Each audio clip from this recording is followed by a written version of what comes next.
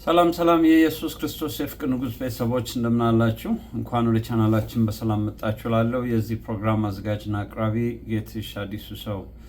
ውድ የእግዚአብሔር ቤተሰቦች እንግዲህ የዚህ ቻናል ዓላማ ኢየሱስ ክርስቶስን ለማሳየት ኢየሱስ ክርስቶስ በምድር ያደረገውን ስራና ሰዎች በኢየሱስ ክርስቶስ አምነው የዘላለምን ህይወት እንዲያገኙ ነው። የተለያዩ ከኢየሱስ ክርስቶስ ጋር ቀጥተኛም ይሁን ተዘዋዋሪ ግንኙነት ያላቸው የተለያዩ ፕሮግራሞችን እያቀረብን እንገኛለን። በዚህ ፕሮግራም ብዙዎች ተጠቃሚ እንደሆኑ እናስባለን። እግዚአብሔር የተባረከ ይሁን። ኢየሱስ ክርስቶስ እንግዲህ ዛሬም ስራውን እየሰራ ነው።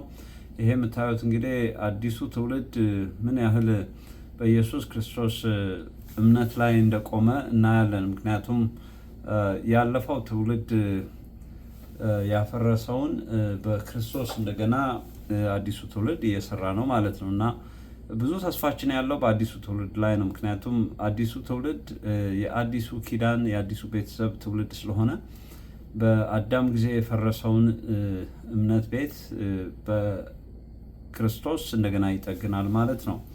እና እንግዲህ ይሄን ማሳያችሁ በለቀምቴ ወለጋ የተደረገ አንድ የክርስቲያን ኮንቬንሽን ነው። እሱ ላይ እንትኑ ማየት ትችላላችሁ። ለዛሬ ግን የማቀርብላችሁ አንድ የኦርቶዶክስ መሪጌታ ያስተላለፈውን መልእክት ነው።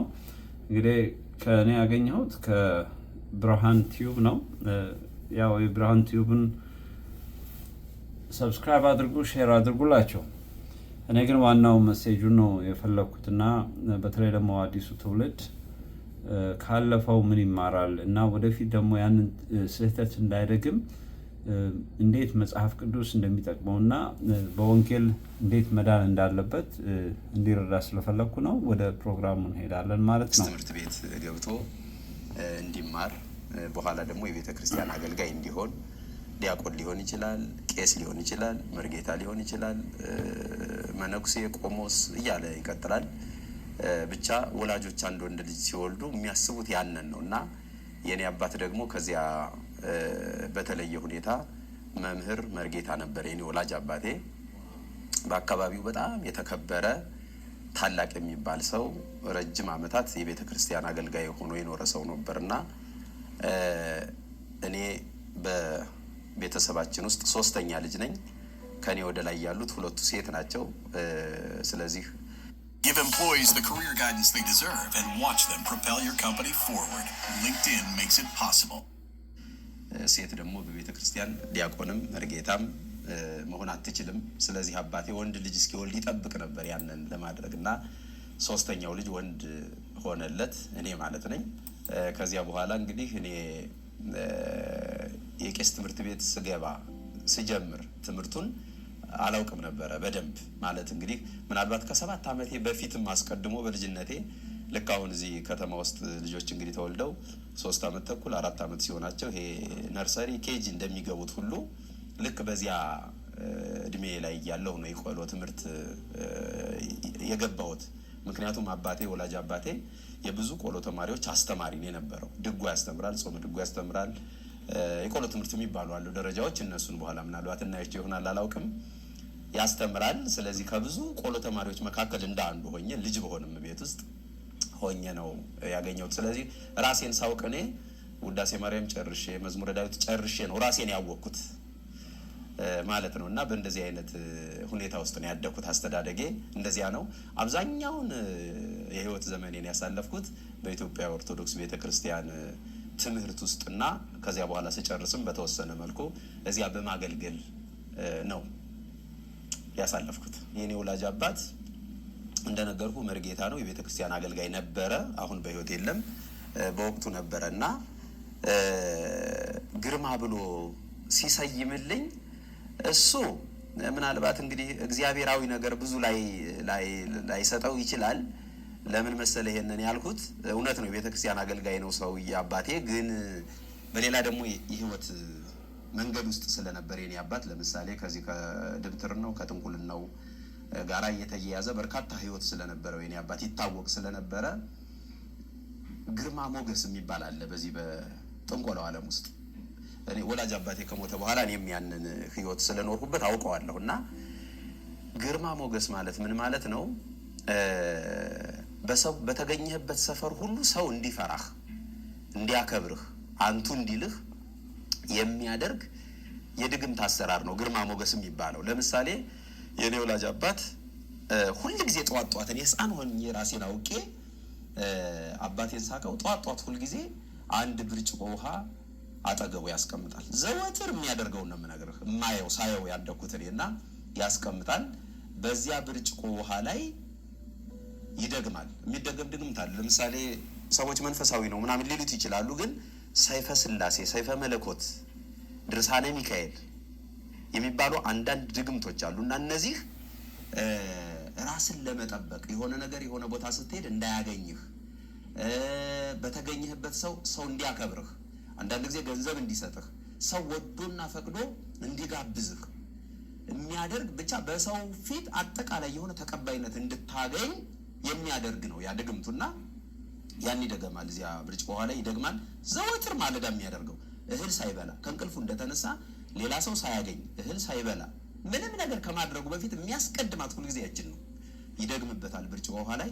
በዚያ በደገመው ብርጭቆ ውሃ ላይ ፊቱን ይታጠባል እና ምንድነው ስለው ትንሽ ራሴን እያወቅኩ ስመጣ ወደፊት አንተም ይህንን ታደርጋለህ ይለኛል እና ምንድነው ብዬ ስጠይቀው አባቴን ይሄ የግርማ ሞገስ ነው ይላል።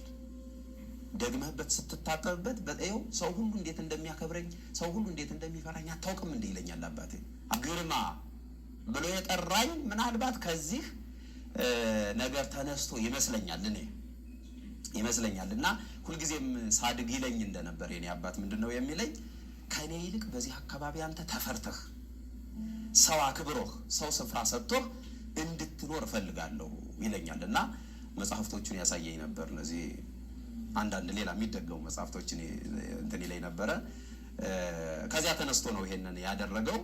አሁን ግን እግዚአብሔር መቼስ ሐዋርያው ጳውሎስ እንዳለ ሮሜ ምዕራፍ 8 ላይ እግዚአብሔርን ለሚወዱት እንደ ሐሳቡ ለተጠሩት ነገር ሁሉ ለበጎ እንዲደረግ ተብሎ እንደተጻፈው እንግዲህ በሌላ መልኩ አባቴ ግርማ ብሎኝ ከሆነ አሁን ደግሞ በእግዚአብሔር ተወዳጅነት አይደለ? አዎ ተቀይሮልኝ እግዚአብሔር ይመስገን። አሁን በእግዚአብሔርም በሰዎችም ዘንድ የተወደድኩ ነኝ። እግዚአብሔር ያንን ለበጎ ቀይሮታል። ዞሮ ስምና ማንነት ግን ተያያዥነት እንዳላቸው አምናለሁ። ቅድም መግቢያችን ላይ ጥያቄው መግቢያ ላይ አንድ የተናገርከው ነገር አለ አንተ በጣም የሚደንቅ ማለት እኛ አይደለንም ወደ ኢየሱስ የመጣ ነው፣ እሱ ነው ወደኛ የመጣው። ክርስቶስ ወደ እኔ የመጣበትን መንገድ በጣም ብናገር ያው ቀኑ ሙሉ ብናገር አይበቃም፣ ግን በተወሰነ መልኩ እንደው ሰመራይዝ አድርጌ ለማቅረብ ሞክራለሁ። ቅድም እንደነገርኩህ አባቴ በኢትዮጵያ አቆጣጠር በ88 ዓመተ ምህረት ነው የሞተው።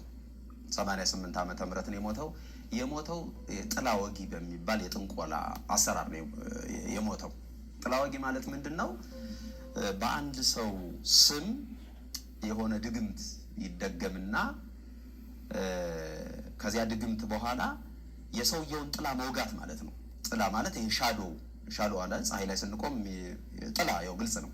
እሱ መውጋት ማለት ነው እና እንግዲህ ያ ከተወጋ ተሳክቶ ከተወጋ ከሆኑ ደቂቃዎች ወይም ከሰዓታት በኋላ ሰውየው ይሞታል። ያ እንግዲህ ይሄንን በአስተዳደጋችን ስናየው የኖርነው ነው። እዚያ የኔ ወላጅ አባት በሱ ነው የሞተው። እንደው ሌላው ምስክር ቢቀር እኔ ምስክር ስለሆንኩኝ ማለት ነው።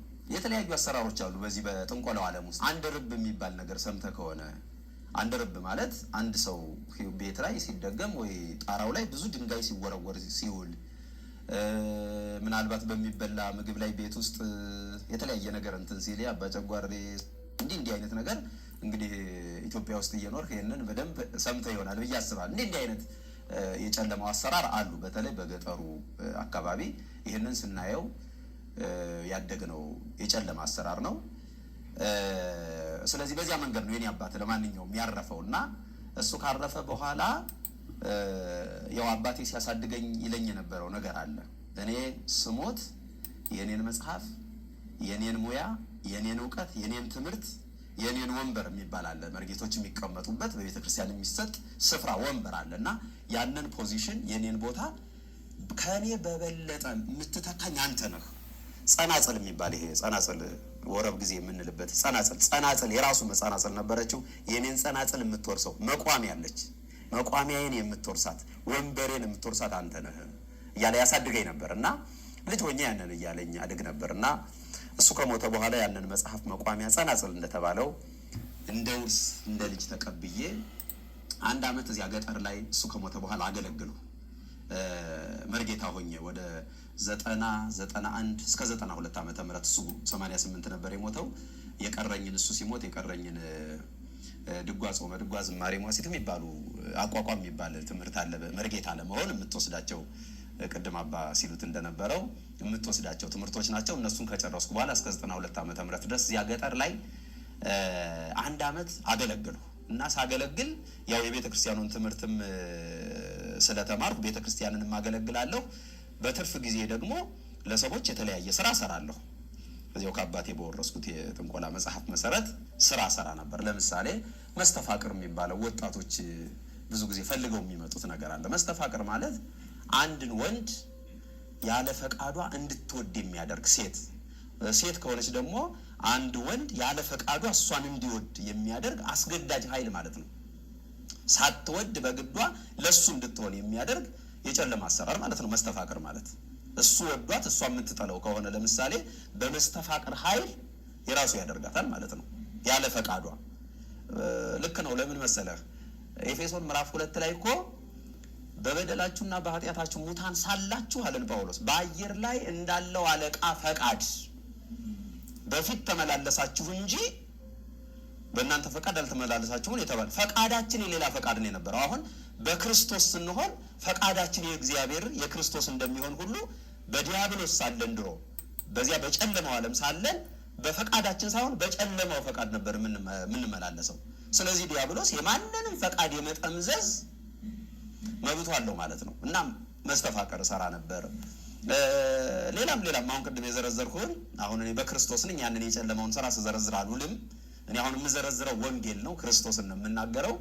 ለማንኛውም ያንን ሰራ ነበርና ያንን ስሰራ ጎን ለጎን የአባቴ ወንድሞች አሉ፣ አጎቶቼ እዚህ አካባቢ እና አክስቶቼ አሉ፣ እህቶቼ አሉና እንደው እዚህ ያው እንደምናይህ ትሰራለህ፣ ይሄንን ጥሩ ነው የምትሰራው እና ሰው ይመጣል፣ በወረፋ ነው የሚገባው ቤት ውስጥ ያው ያንን ለማሰራት ለምሳሌ ገበያ ያጣ ነጋዴ ገበያ ያጣ ሱቅ የከፈተ ነጋዴ ሱቁ ገበያ ካጣበት የገበያ እዚያ ሱቁ አካባቢ የሚቀበር ነገር የምታደርግለት ይመጣል። በርካታ ሰው ለተለያየ ጉዳይ ይመጣል እና ያንን የሚያዩ አጎቶቼ፣ የስጋ አጎቶቼ፣ እህቶቼ እንዲህ ቤተሰቦቼ እንዲሁ ይሄንን እውቀት ይሄንን ችሎታ ይዘህ ወደ ከተማ ብትሄድ በአጭር ጊዜ ውስጥ ሀብታም ትሆናለህ። ምክንያቱም እዚህ ገጠር ውስጥ ለምሳሌ ገጠር ውስጥ አንድ ገበሬ አንድ ነገር ብትሰራለት እንዲሁ ከፈለ ከተባለ ሰጠህ ከተባለ 3 ብር በወቅቱ ያኔ በወቅቱ ኮንቴክስት ማለት ነው 3 ብር በጣም ከፈለ ከተባለ 20 ብር 30 ብር ከዚያ በላይ አይሰጥህም። እና ወደ ከተማ ብትሄድ ግን 200 ብር 300 ብር 92 ዓመተ ምህረት እንግዲህ ያኔ ማለት ነው እና ብዙ ብር ነው እና እንደዚያ ታገኛለህ። በአጭር ጊዜ ውስጥ መኪና መግዛት፣ ቤት መስራት፣ በአጭር ጊዜ ሀብታም እኛን ሁሉ ትረዳናለህ ይላሉ የኔ ቤተሰቦች። እና እባክህን ወደ ከተማ ሄደ ይላሉ። የኔ ወላጅ አባት የሚሰጣቸው የቆሎ ተማሪዎች ነበሩ። ግን ጥንቆላ አይደለም የሚባለው። ጥንቆላ ያልነው አሁን ነው ከእግዚአብሔር ቃል ስንመዝነው የእግዚአብሔር ቃል በመዘነበት ሚዛን ላይ ያስቀምጠ ነው። በሚዛን ተመዘንክ አይደለም የሚለው መጽሐፍ ቅዱስ ቀለህም ተገኘ ስለሚል ቀሎ ስለተገኘ ትክክለኛ ስሙን ስላገኘ ነው አሁን ጥንቆላ ያልነው በእግዚአብሔር ቃል እንጂ እዚያኛው ቤት የሚባለው ጥበብ ነው የሚባለው፣ ጥንቆላ አይባልም። ለምሳሌ እንደው በቀላሉ አንድ ምሳሌ ልስጥህ። ጋዜጣ አሁን ጋዜጣ ብዙ አይነበብም፣ መጽሔት ይወጣ ነበራል። መጽሔት አሁን የሚዲያ አሁን ዲጂታል ሚዲያ ላይ ነው አሁን ያለ ነው። ዲጂታል ሚዲያ ላይ ስለሆነን አሁን ይሄ ፕሪንት የሚሆነው ሃርድ ኮፒ የሚሆነው መጽሔት ጋዜጣውን እየቀረ ነው እንጂ በፊት መጽሔቶች ጋዜጦች ሲወጡ ታስታውስ ከሆነ ከበስተጀርባቸው የባህል ሕክምና እንሰጣለን መርጌታ እንትና የባህል ሕክምና የሚል አይተው ከሆነ የድሮ መጽሔት እንደው ቤት ካለ ከበስተጀርባው አለ ያ ማስታወቂያ። ያን ማስታወቂያ ትኩረት ሰጥተው ካየኸው ምንድን ነው የሚለው? እኒህ መርጌታ ይላል ማስታወቂያው ላይ። ይሄ ማንኛውም ኢትዮጵያዊ የሚያውቀው ነው። ይሄ እኒህ መርጌታ ከሱዳን በተማሩት ጥበብ ጥንቆላ አይልም። ከሱዳን በተማሩት ጥበብ፣ ከሽናሻ በተማሩት ጥበብ፣ ከጎንደር፣ ከጎጃም፣ ከወሎ በተማሩት ጥበብ፣ ከዚህ ስፍራ በተማሩት ጥበብ መንስኤ እስኪት ግልጽ ነው። ይሄ መስተፋቅር ይላል እዚያ ላይ ማስታወቂያው ላይ የገበያ እንትኑ ላልሰራለት ሰው፣ ትምህርት ለማይገባው ሰው ምናምን እያለ ይዘረዝራሉ። ግን ያንን ምንድን ነው ያሉት? ጥንቆላ አላሉትም። ያሉት ምንድን ነው? ጥበብ ነው። እና ይሄ ጥበብ ምንድን ነው ብለን ስንጠይቅ ያኔ ሲሰጡን አባቴንም ስጠይቅ የሚሉት ምንድን ነው? እግዚአብሔር ለሰሎሞን የሰጠው ጥበብ ነው ያሉን። እንግዲህ አሁንም የሚባለው እንደዚያ ነው። እግዚአብሔር እኮ ለሰሎሞን እንዲህ አይነት ጥበብ የሰጠው ነው ያሉት። አሁን መጽሐፍ ቅዱስን ገልጠን ስናነበው ደግሞ እግዚአብሔር የመስተፋቀር ጥበብ ለሰሎሞን አልሰጠው። የሚገርም ነገር ይሄው አንደኛ ነገሥት፣ ሁለተኛ ነገሥት ማንበብ ይቻላል እኮ። እግዚአብሔር ለሰሎሞን ተገልጦለት እኮ ይሄንን ሕዝብ የማስተዳድርበትን ይሄንን ሕዝብ የሚመራበትን ጥበብ ስጠኝ ነው ያለው። እግዚአብሔርን ሲጠይቀው የሚመራበትን ጥበብ ሰጠው እንጂ የሚጠነቁልበትን ድግምት የሚሰራበትን ጥበብ እግዚአብሔር ሰጠው አይለንም መጽሐፍ ቅዱስ። ስለዚህ ይፋለሳል ወይስ አይፋለስም እንዳንል ጥበብ ተብሎ ስለተሰጠን በምንም አይነት መልኩ ጽድቅ ነው ብለን ነው የምትወስደው። ምክንያቱም እግዚአብሔር ለሰሎሞን ከሰጠው ይሄንን ጥበብ ይሄ ነው ብለን ከተቀበልነው እንዴት ሊፋለስብህ ይችላል? እና አንዳንድ ጊዜ እኮ በጣም የሚገርመው ነገር እኮ ሌሊት መቃብር ቤት ውስጥ ቅድም አባስ ሲሉት እንደነበረው ያው ኑሯችን መቃብር ቤት ውስጥ ነው የነበረው። መቃብር ቤት ውስጥ ሊያስጠነቁለን የመጣው ሰውዬ ጠዋት ሲነጋ ደግሞ በእኛው ሊሳለም በእኛው ሊባረክ የሚመጣው እዚያው ራሱ ሰውየው ነው፣ ሌላ እኮ አይደለም። እና ስለዚህ እኔም ጥበብ ብዬ ነው የምሰጠው፣ ሰውየውም ጥበብ ነው ብሎ ስለተቀበለ ማታ እኮ እንዲህ ሲደግም ነበር፣ አሁን ደግሞ መጥቶ እንደዚህ ሊያሳልመኝ ነው፣ ሊባርክልኝ፣ ሊቀድሰኝ ነው፣ በእግዚአብሔርና በእኔ መካከል ሊቆምልኝ ነው ብሎ እንኳን አይጠይቅም ሰውየው ማለት ነው። እና አይፋለስም ልልህ ፈልጌ ነው። የማይፋለሰው ከዚህ አንጻር ነው። ስያሜው የእግዚአብሔር ጥበብ ስለተባለ እግዚአብሔራዊ። ታውቃለህ፣ በነገራችን ላይ ሰይጣን ሁል ጊዜ የትኛውንም ሰው ሊያስር ሲመጣ እኔ ሰይጣን ነኝ ብሎ እኮ አይመጣም እኮ። በዘመናት ውስጥ እኮ እንደዚያ ብሎ አይመጣም እኮ። እግዚአብሔራዊ ሽፋን ለብሶ ነው የሚመጣው። ሃይማኖታዊ ስያሜ ይዞ ነው የሚመጣው። ለዚህ ነው ጌታ ኢየሱስ ምን አለ? ዮሐንስ ወንጌል ምዕራፍ 10 ቁጥር 10 ላይ ይመስለኛል ምን አለ? ሌባው ሊሰርቅ ሊያርድና ሊያጠፋ። ኦርደሯን ተመልካታት። ኦርደሯ አትፋለስም። አንድ ሌባ በጎች ሰፈር ሄደ ማለት 3 ነገር ነው ያለው። 3 ነገር ኦርደሯን ማትፋለስ 3። አንዱ መስረቅ፣ መጀመሪያ መስረቅ ነው የሚቀድመው። ቀጥሎ ማረድ፣ ከዚያ ማጥፋት እንጂ ስለሌላ አይመጣም ማለት ጌታ ኢየሱስ። ዝና ይዞ ቢመጣ፣ ሃይማኖታዊ ሽፋን ይዞ ቢመጣ፣ ገንዘብ ይዞ ቢመጣ፣ የትኛውንም ሽፋን ይዞ ቢመጣ ሰይጣን 3 ዓላማ ለማሳካት ነው የሚመጣው ወደ ሰው። ምን ሊያደርግ? ሊሰርቅ፣ ሊያርድ፣ ሊያጠፋ። ጌታ ግን ምን አለ? እኔ ግን አለ ሕይወት እንዲሁ። ኢየሱስ ወደ በጎች ሰፈር መጣ ማለት ሊሰርቃቸው፣ ሊያርዳቸው፣ ሊያጠፋቸው አይደለም። ወደ በጎች ሰፈር የሚመጣው እሱ እኔ ግን አለ ሕይወት እንዲሆንላቸው እንዲበዛላቸውም መጣሁ ነው ያለው ጌታ። እና እኔ ሰይጣን ነኝ ብሎ እኮ አይመጣም እኮ። ሃይማኖታዊ ሽፋን፣ እግዚአብሔራዊ ሽፋን ይዞ ግን መስተፋቅር አድርጎ ይዞ ይመጣል። መስተዓብድ የሚባል ነገር አለ። ድግምት። መስተዓብድ ማለት አንድን ሰው አብዶ ጨርቁን ጥሎ እንዲሄድ የሚያደርግ ድግምት ማለት ነው። መስተባረር የሚባል አንድን ሰው ከሆነ ሰፈር ወደ ሆነ ቦታ ለቆ እንዲሄድ የሚያደርግ ማለት ነው። ግን ያንን ጥበብ ብሎ ነው የሚመጣው ማለት ነው። እና ያንን ነው አደርግ የነበረው። ስለዚህ ያንን እያደረግኩ እያለሁ እንግዲህ ወደ ከተማ ወደ አዲስ አበባ የመጣሁበት ዋና ምክንያት ቤተክርስቲያን ለማገልገል ብቻ ሳይሆን በዚሁ በያዝኩት እውቀት ያኔ ጥበብ ብዬ በምጠራው አሁን ግን በእግዚአብሔር ቃል ሲመዘን ጥንቆላ በሆነው በእርሱ ገንዘብን ለማካበት ቶሎ ሀብታም ለመሆን ከጎጃም ወደ አዲስ አበባ መጣሁ ማለት ነው። መጥቼ እዚህ አንድ እንግዲህ ስሙን አልጠራም፣ እዚህ ከአዲስ አበባ ውስጥ ከነበረ አንድ ደብር ውስጥ ደጅ መጥናት ጀመርኩ። ከዚያ መጥቼ ደጅ መጥናት ማለት ምን ማለት መሰለህ? ቅጥር ከመቀጠርህ በፊት አንድ ቤተ ክርስቲያን ውስጥ ከመቀጠርህ በፊት ቀድመህ ደጅ መጥናት ማለት ነፃ አገልግሎት እየሰጠህ ሙያህ የሚታይበት፣ ሙያህ የሚመዘንበት፣ ከዚያ ብቁ መሆንህ ሲገኝ ደግሞ ወደ ቅጥር የምትገባበት ማለት ነው። እና መጥቼ አንድ ቤተክርስቲያን ውስጥ ደጅ መጥናት ጀመርኩ። ነፃ አገልግሎት እየሰጠሁ መኖር ጀመርኩ። ቀን ቀን ይሄኛውን የጥንቆላውን ስራ ከተማ ላይ ወጣ እያልኩኝ እየሰራሁ አስፈላጊው ሰዓት ደግሞ ቤተክርስቲያን እየሄድኩ ማገልገል ጀመርኩና ወራቶች ሄዱ ዝም ብለው ሳልቀጠር ነፃ አገልግሎት ደጅ በመጥናት እዚህ አንድ ደብር ውስጥ እያገለገልኩ በወቅቱ ማለት ነው። እና ጊዜ ሲያልፍ በዚያ ሁኔታ ውስጥ አንድ ቤኒሻንጉል የሚባል ክልል 6 አሶሳ ማለት ነው የምታውቁት ከሆነ ከዚያ ለስብሰባ የመጡ አንድ የሀገረ ስብከቱ አስተዳዳሪ እዚህ አዲስ አበባ አገኘኋቸው በዚያ ነፃ አገልግሎት እየሰጠው በነበረበት ጊዜና ተዋወቀን። ምን እየሰራህ ነው አሉኝ። አይ አንድ ቤተክርስቲያን ደጅ እየጠናሁ ነው። እስካሁን አልተቀጠርህም አሉኝ። አዎ ለምን? ያው በጉቦ ነው። አሁን ይሄ ቅጥር በጉቦ እንደሆነ እኔ አይደለሁም። አሁን የቤተክርስቲያኒቱ የሲኖዶስ አባል ጸሐፊ ሁሉ አሁን ሰሞኑን እየተናገሩ ነበረ በጉቦ እንደሆነ እዚያ ቅጥር የሚፈጸመው እና ያው ገንዘብ እንግዲህ ለጊዜው እንትን አላልኩም አልሰጠሁም በጉቦ ስለሆነ በዘመድ ስለሆነ ያንን ማድረግ አልቻልኩም ስላቸው ለምን እኔ ባለሁበት ከተማ ልወስድህም አሶሳ የሚባል ሀገር ልውሰድህና እዚያ ልቅጠርህ አሉኝ። እሺ አልኳቸው።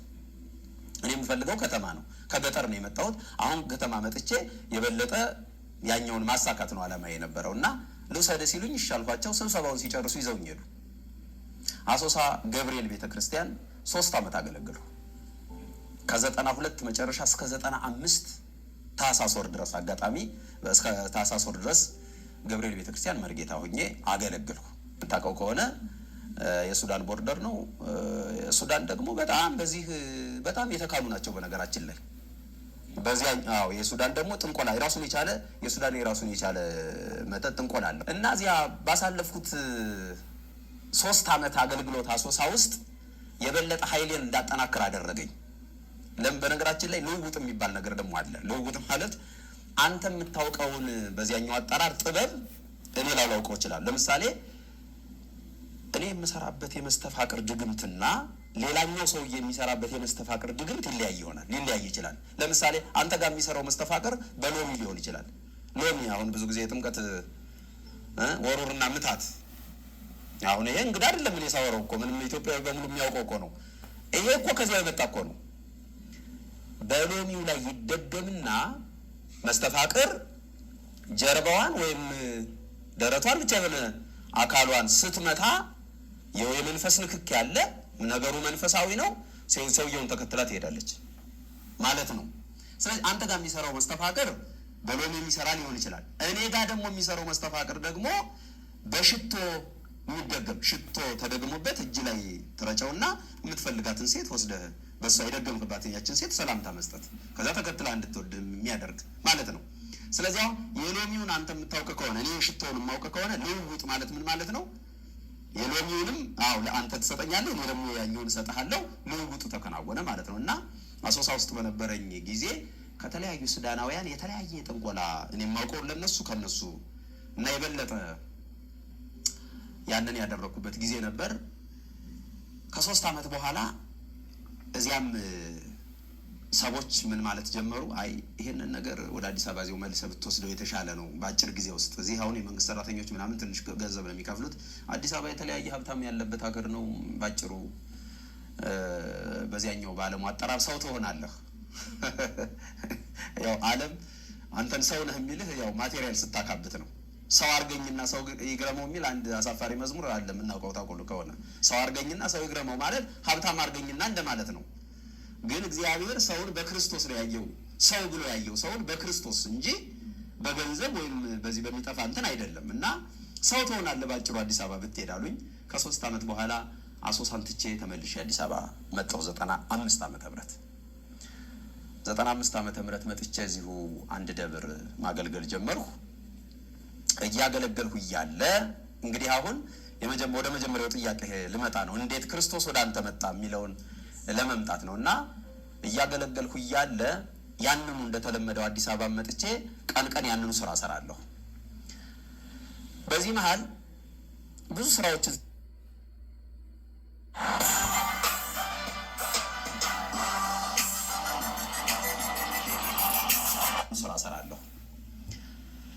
በዚህ መሃል ብዙ ስራዎችን ሰርቻለሁ።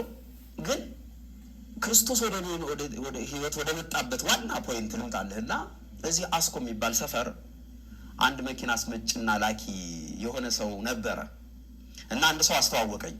ያንን ሰው ያስተዋወቀኝ ስራ እንድሰራለት ነው፣ የጥንቆላ ስራ እንድሰራለት ነው ያንን ሰው ያስተዋወቀኝ። እና አገኘሁት። ምን አለኝ? ብዙ መኪኖች አሉኝ ያስመጣኋቸው ለሽያጭ ከውጭ ሀገር ያመጣቸው አዳዲስ መኪኖችን አስመጥቻለሁ፣ ግን አልተሸጡልኝም አለኝ። እና ብዙዎቹ እንደመጡ ናቸው፣ ገዥ እየተጠባበቁ ናቸው። እና እንደው በአጭር ጊዜ ውስጥ መኪኖችን እንዲሸጡ የሚያደርግ የሆነ ነገር ብታደርግልኝ አለኝ። ምን ችግር አለው? ትከፍላለህ? አደርግልሃለሁ አልኩት። እሻለን በክፍያ ተስማማን። ያንኑ ስራዬን ሰራውለት ማለት ነው። በወቅቱ እንግዲህ አስታውሳለሁ አንድ የሆነ እጽ አለ። እጽ ማለት እንጨት ማለት ነው በግዕዝ። እጽ ማለት እንጨት ነው። የሆነች እጽ አለችና በዚያች እጽ ላይ ይደገምና መኪኖቹ ትንሽ ትንሽ እንዲገረፉ እንዲመቱ የሚያደርግ አሰራር ነበርና ያንን ደግሜ የሰጠሁትና ሂድና እነዚህ በዚህ እጽ መኪኖቹን ንካቸው፣ ምታቸው፣ እንዲሸጡ የምትፈልጋቸውን በሙሉ በዚህ እጽ ምታ አልኩት እና ወስዶ ነካ። እነዚህ ያመጣቸው መኪኖች በሙሉ ተሸጠው አለቁ። ከዚያ ጊዜ ጀምሮ በጣም ይወደኛል ሰውየው፣ በጣም ይወደኛል።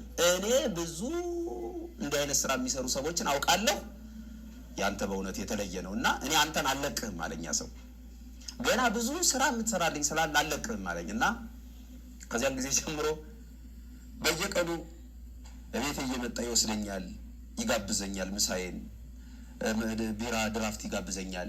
በቃ በጣም ወደደኝ። ከዚያ ከሆነ ጊዜ በኋላ አንድ ቀን እንዲህ አለኝ፣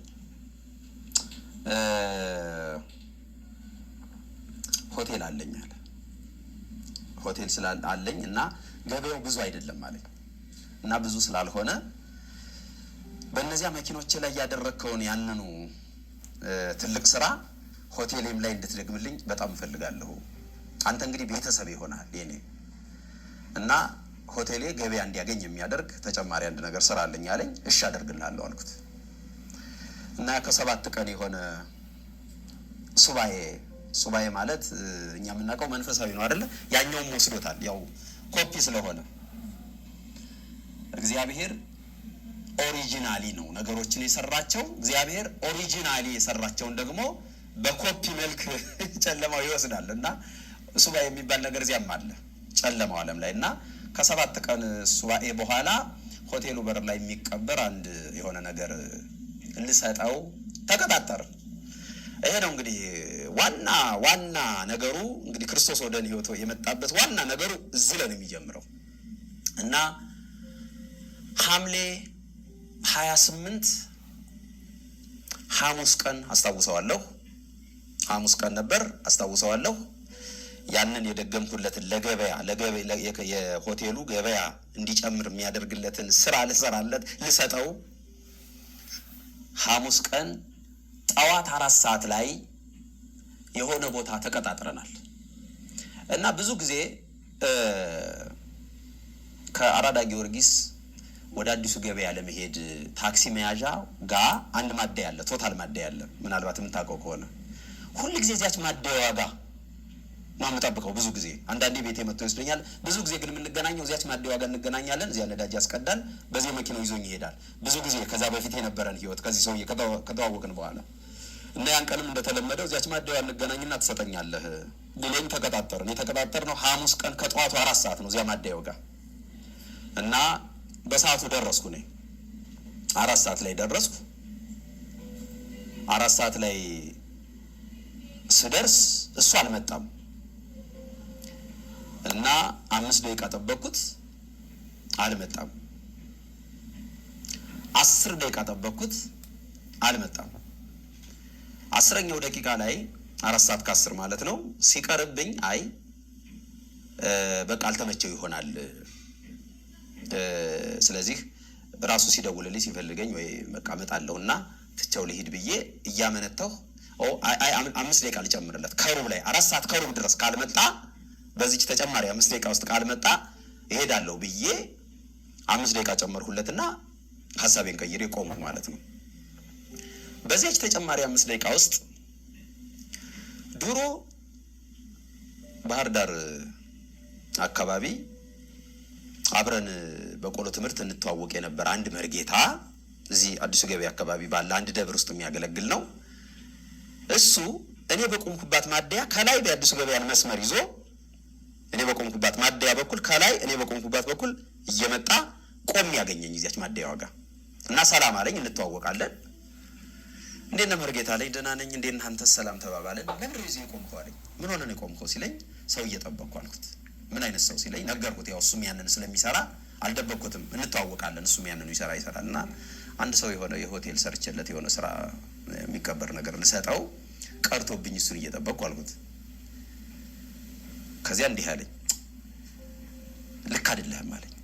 ምንድን ነው ስለው እንዲህ አይነት ሰዎች ራሳቸው አንተን ፈልገው ነው መምጣት ያለባቸው አክብረውህ እንጂ አንተ በተገላቢጦሽ የምትሰራለትን ሰው እንዴት በዚህ ፀሐይ ቆመህ እንዴት ትጠብቃለህ? ይሄ እኮ የሁላችንንም ክብር የሚያዋርድ ነው እና እንዲህ እንዳታደርግ። ሁለተኛ ራሱ ፈልጎ ያገኘ እንጂ አንተ ፈልገህ ራስህን ዝቅ ማድረግ ነው።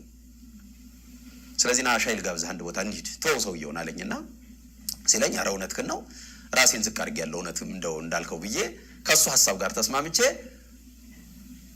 ከልጁ ጋር ሻይ ልንጠጣ ጉዞ ጀመርን ማለት ነው ተያይዘን ከዚያ መርጌታ ጋር። ከዚያ በኋላ ያችን ማደዋን ትተን በታች በሽሮ ሜዳ መሄጃው በኩል በታችኛዋ በኩል ግራ ሳይዳችንን ይዘን ስንሄድ አንድ መቅደላ ሆቴል የሚባል አለ። እስካሁን አለ ያ ሆቴል። በጊዮርጊስ ወደ ሽሮ ሜዳ መሄጃው በስተግራ በኩል መቅደላ ሆቴል የሚባል አለ። እስቲል አለ እስካሁን ድረስ። እዚያ ሻይ እንጠጣ ተባብለን እኔ ላይኛው ማደያ ቶታሉ ጋር ነበርኩ። በታችኛዋ በኩል ዞረን ወደ ሆቴሉ እየሄድን እያለ የልብ ልባችንን እያወራን እየሄድን እያለ ሆቴሉ ከመድረሳችን በፊት አንድ ኮብልስቶን አለች።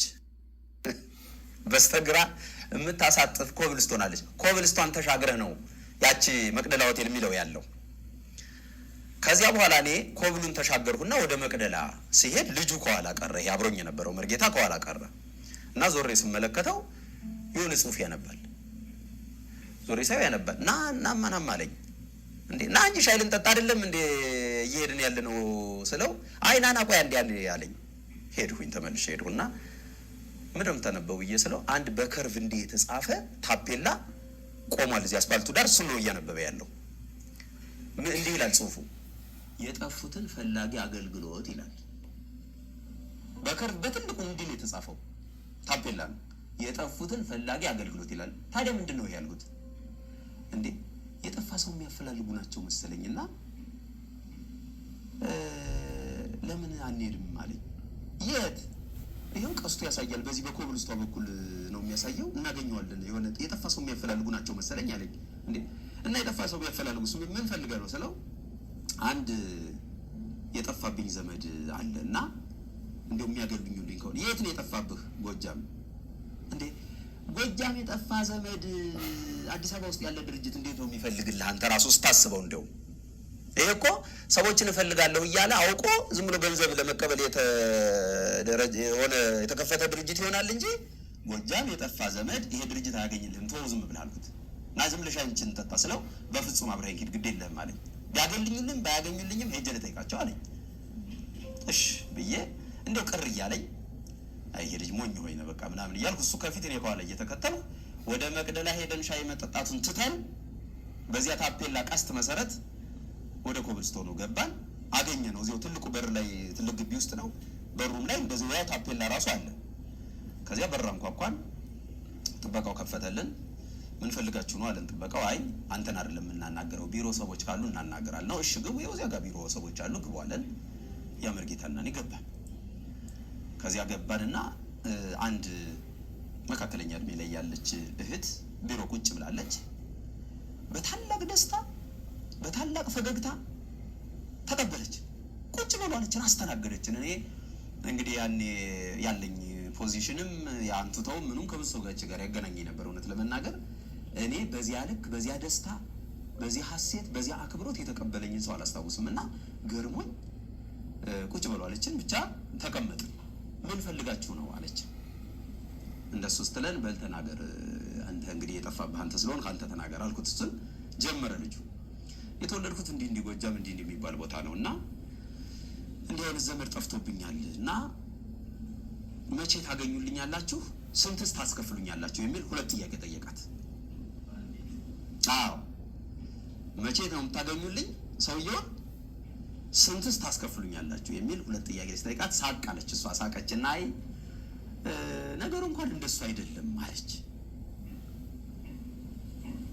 ከዚያ ታዲያ ምንድነው አላት። በዚያ መሀል እሱ ያንን እያወራ ግን እንዲህ ዝም ብዬ ከእሷ በስተጀርባ ጎንም ላይ እንዲህ መጽሐፍ ቅዱስ የተደረደረ መጽሐፍ ምናምን አለ። ሳይ ዝም ብዬ ቢሮውን ሳየው እንደዚያ ነገር ነው። ምንድነው መንፈሳዊ ቦታ ነው ወይስ ደግሞ አይ ደግሞ የእነዚያ ሰዎች ቦታ ሳይሆን አይቀርም። ታውቃለህ ኢየሱስን አይሁዶች ምንድን ነበር የሚሉት መሰለህ? ከጥላቻቸው የተነሳ ያ ሰው ስሙን እንኳን አይጠሩትም ነበር። የዚያ ሰው ደም በእኛ ላይ እንትን እንዳይልሉ ነበር ያ ሰው ነበር የሚሉት። ልክ እንደዚያ እኔም እነዚያ ሰዎች የእሱን ስም የሚጠሩትን ሰዎች እንደዚያ ነበር እነዚያ ሰዎች እና የእነዚያ ሰዎች ቤት ነው እንዲህ ነገር እንደው በስተት መተን ነው እንዲህ እያልኩ እኔ ልቤ ብቻ እንደመጠራጠር ምናምን ይላል ልጁ ጥያቄውን እያቀረበና መጽሐፍ ቅዱስ አለ እንዲህ መንፈሳዊ መጽሐፍቶች አያለሁ።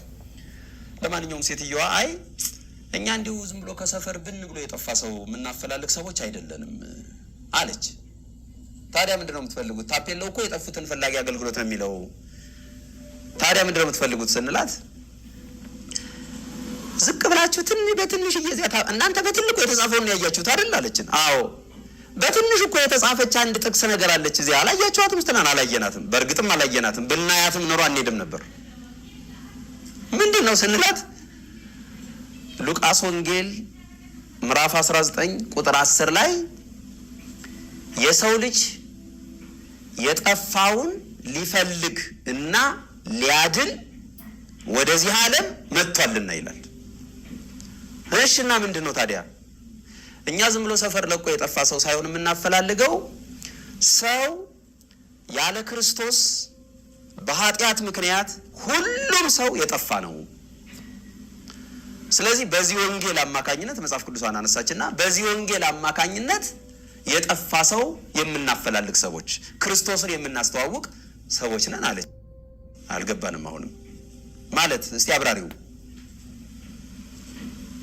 ሰው ሁሉ በኃጢአት ምክንያት ጠፍቷል። ሮሜ ምዕራፍ 3 ቁጥር 23 ላይ ሁሉ ኃጢአትን ሰርተዋልና የእግዚአብሔርን ክብር ጎድሏቸዋልና ነገር ግን በጌታችን በኢየሱስ ክርስቶስ ቤዛነት ምክንያት እንዲያው በጸጋው ይጸድቃሉ። እንዲያው በጸጋው ይጸድቃሉ።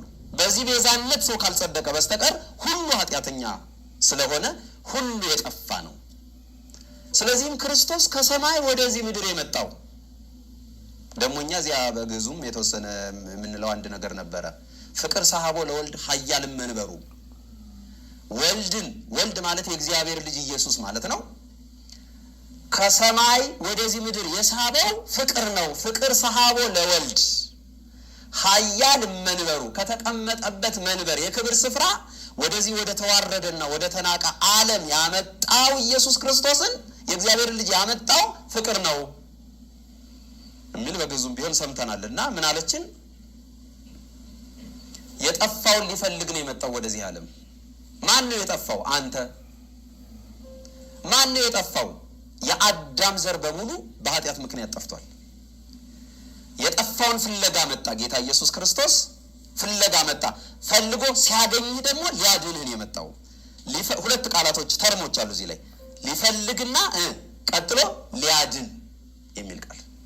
ፈልጎ አየር ላይ ሊለቅህ አይደለም፣ ሊያድን መጥቷልና ብላ ወንጌል መስበክ ጀመረች። ከዚያ በኋላ ሰማን። ወደ መጨረሻ አካባቢ ልጁ አይ ድርሳኑ እኮ እንደዚህ ነው የሚለው እናንተ ሰዎች ገብታችሁናል ማን እንደሆናችሁ አይ አለ። በቃ የት ስፍራ እንደተገኘን በቃ አሁን ገብቶናል። እኔም በጣም መበሳጨት ጀመርኩ። ውስጤ በጣም መቆጣት ጀመረ። ምክንያቱም የሱን ስም የሚጠሩትን ሰዎች አልወዳቸውም ነበር። እኔ አክቹአሊ እኔ አይደለሁም በእኔ ውስጥ ይኖር የነበረው ክፉ። በነገራችን ላይ ክርስቶስን ሰው እንዲሁ በተፈጥሮ ሊጠላው አይችልም። እንዲሁ በተፈጥሮ ሌላ የሚጠላ ስፒሪት ውስጥ ከሌለ በስተቀር እንዴት ሰው ክርስቶስን ሊጠላ ይችላል? ሃሌሉያ።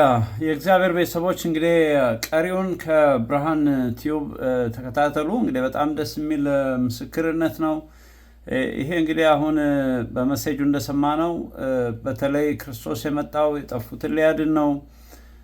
ስለዚህ በዚህ አጋጣሚ ኢየሱስ ክርስቶስን አዳኝ አድርገው ያልተቀበሉ ብዙ ወንድሞቻችን ቤተሰቦቻችን አሉ። ስለዚህ ይሄም ፕሮግራም እንግዲህ እነሱ ላይ ፎከስ ያደረገ ነው። ቻላችሁ መጠን እንግዲህ እንደነዚህ አይነት ፕሮግራሞችን እየተከታተላችሁ እናንተም ሼር አድርጉት። እኔም እንግዲህ ሼር እንድታደርጉት ነው የብርሃን ቲዩብን። በዚህ አጋጣሚ እንደዚህ አይነት የክርስቶስ ሕይወት ያላቸው ፕሮግራሞችን ስናገኝ እንደ ክርስትና እንደ ጌታ ተከታዮች ለሌሎች ማስተላለፍ አለብን ማለት ነው። ስለዚህ በተቻለን መጠን ለሌሎች እንድናስተላልፍ በእግዚአብሔር ፍቅር ለምናችኋለሁ። እንግዲህ እንዳልኳቸው ቀሪውን ከብርሃን ቲዩብ ተከታተሉ፣ መጨረስ ትችላላችሁ። የኔ ሀሳብ ዋናው እንግዲህ ሰዎች በክርስቶስ እንዲድኑ ለማሳየት ነው። በጣም ደስ የሚለው እግዚአብሔር የተመሰገነ ይሁን። እንግዲህ ያው ብዙ አዲሱ ጄኔሬሽን አዲሱ ትውልድ ይሄ እውነት እየገባው የወንጌልን እውነት ተቀብሎ እየተጓዘ ነው። በዚህ ደግሞ ሁላችንም ልንደሰት ይገባል። ብዙዎችን ደግሞ ከጨለማው ማስመለጥ ይጠበቅብናል ማለት ነው እና እግዚአብሔር ይርዳን። ኢየሱስ ክርስቶስ ዛሬም ነገም ከነገ ወዲያም ጌታ ነው ለዘላለም። እንግዲህ በሚቀጥለው እንደ እግዚአብሔር ፍቃድ ደግሞ በሌላ ፕሮግራም እስከምንገናኝ ሰላም ሁኑ ብዬ ሰናበታችኋለሁ። መልካም ጊዜ ይሁንላችሁ።